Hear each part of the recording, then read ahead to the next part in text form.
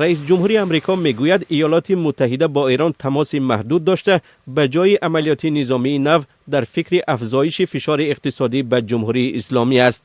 دونالد ترامپ روز 9 اوگوست در مصاحبه با نشریه اکسیوس گفت ایران از نظر اقتصادی در وضعیت بسیار بدی است و برای پرداخت به نیروهایش پول ندارد.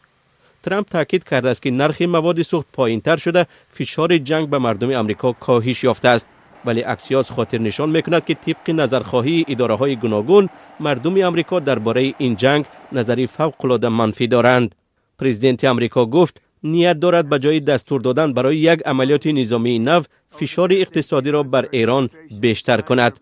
این اظهارات در حالی است که ایالات متحده هفته پیش بنابر باز نکردن آبراهای هرمز در آستانه از سرگیری حمله‌های گسترده نظامی علیه ایران بود.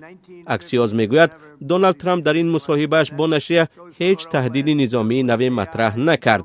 به قول رهبر آمریکا مذاکرات با ایران مثل بازی شاهمات است، اما راه حل آن هم پیدا خواهد شد.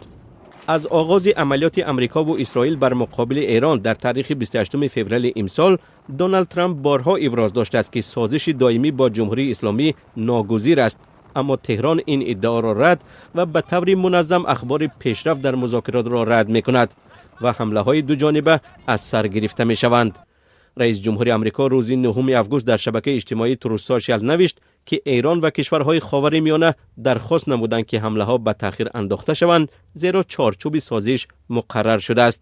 بر پایه آن به نقل دونالد ترامپ رواهای بدون محدودیت در گذرگاه هرمز برقرار شده، تهدیدهای هسته‌ای از طرف ایران پررق قطع خواهند شد.